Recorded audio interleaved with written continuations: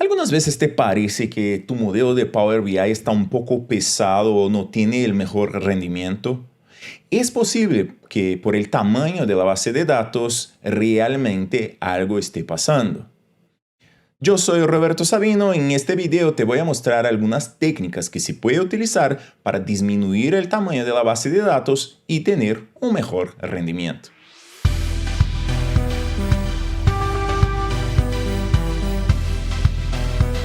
La cosa más obvia que nosotros podemos hacer es eliminar columnas y filas que no vamos a necesitar. Las columnas debemos utilizar solamente las que realmente importan. O sea, si hay columnas que nosotros no estamos utilizando en nuestro modelo para generar nuestros informes, debemos quitarla o hacer de una manera agregarla o alguna cosa así para que no tengamos esta información si no necesitamos de ella. Columnas que importan, mantenemos. Las columnas que no importan, la quitamos. Las filas también podemos hacer la misma cosa. Y aquí tenemos que pensar en tener el menor número posible de filas. Podemos llamar esto de un filtrado horizontal. Y sí, es una cosa sencilla de pensar ya en el comienzo de nuestro trabajo. Algunas cosas, por ejemplo, como tenemos informaciones de fechas que no vamos a utilizar, de tiempo que no vamos a utilizar, o tenemos informaciones de departamentos que no vamos a utilizar en nuestro análisis, podemos sencillamente filtrarlas. Vea, por ejemplo, en este caso nosotros tenemos una tabla y esta tabla tiene una columna que es una columna auxiliar, que es el número 2. Nosotros no la vamos a utilizar. Mira que utilizando Bravo para hacer un análisis podemos ver que sencillamente quitando esta columna vamos a tener un tamaño mucho menor y podemos tener así un rendimiento mucho mejor. Aquí está el análisis y solamente por quitar una columna tenemos ahí una buena disminución del tamaño de nuestra base de datos. Otra técnica posible es agrupar y resumir los datos y aquí tenemos que tener un poco de cuidado, pero sí es posible hacer esto con una alta eficiencia por el hecho de que algunas veces no necesitamos de todos los detalles que tenemos en nuestra base de datos. Por ejemplo, tenemos informaciones de ventas al diario, pero no necesitamos de eso, necesitamos solamente semanal o mensual. Podemos sencillamente agrupar estas informaciones y así quitar un buen espacio de nuestra base de datos, trabajar con una base de datos menor y tener un mejor rendimiento. Claro que tenemos que tener en cuenta que vamos a tener también una pérdida de detalles, pero muchas veces no necesitamos de estos detalles. Algo que no es tan obvio así es que optimizar los tipos de datos también nos puede traer una disminución de la base de datos. Esto porque cuando utilizamos un modelo Power BI tenemos un mecanismo que es el VertiPack, que en realidad va a transformar nuestros datos en datos mejores para guardar. Entonces, en este momento, si trabajamos con los tipos de datos correctos, vamos a tener una base de datos también menor. O sea, por ejemplo, haciendo una comparación entre los tipos de datos de texto o número, vamos a ver que es más fácil almacenar los datos de números. Los datos de texto muchas veces tiene ahí un mayor tamaño y van a ocupar un espacio mayor.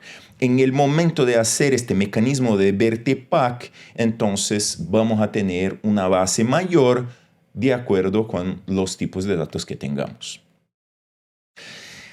Aquí hay cosas que nosotros vamos aprendiendo a medida que vamos evolucionando en la carrera. Y sabemos que si los datos numéricos son más fáciles de almacenar, también son más fáciles de manejar. O sea, de la misma manera que el mecanismo puede guardar de una manera más sencilla, también puede optimizarlo de una manera más sencilla. Pero también tenemos optimización de texto y esto se puede hacer con los tipos de strings que pueden reemplazar el dato original y ahí almacenarlo en un espacio menor. Pero esto es algo que ya está un poco más avanzado, pero tenemos que sí pensar en eso. Siempre que utilizamos códigos identificadores y índices, estamos también haciendo una mejor manera de almacenamiento de los datos en este mecanismo. Siempre porque en el momento que podemos utilizar un índice, podemos hacer una búsqueda de una manera más fácil y también lo podemos guardar de una manera más tranquila. Algunas veces nosotros tenemos que utilizar ahí columnas distintas con tipos de datos distintos que nos van a traer una facilidad en el momento de guardar los datos. Ahora, algo que nosotros sabemos, pero tenemos que planear es utilizar las columnas personalizadas en lugar, por ejemplo, de crear columnas con las funciones DAX. O sea, siempre que podamos utilizar las columnas, sean columnas que creamos con columnas condicionales o con informaciones directamente en Power Query o con el lenguaje M, va a ser más fácil que hacer el tratamiento con lenguaje M, hacer el tratamiento con Power Query y después tratarla de nuevo o crear una columna nueva con funciones DAX. Entonces, algunas veces esto no hace diferencia. O sea, puede que tú estés trabajando con una base de datos pequeña. Esto no es un problema. Pero para bases de datos más grandes, que nosotros tengamos que sí pensar en rendimiento, entonces ahí es mejor utilizar lenguaje M, Power Query, que utilizar lenguaje DAX siempre que posible. Algunas veces, como yo he dicho, nosotros no tenemos que preocuparnos con eso. Entonces, si tú estás utilizando bases de datos pequeñas o si el rendimiento del Power BI está tranquilo, también no hay por qué preocuparse con eso. Con estas ideas y estas técnicas es posible empezar a mejorar el rendimiento de tus modelos de Power BI. Claro que hay otras técnicas, hay otras posibilidades y también tú tienes que evaluar en cada situación cuál es la mejor opción.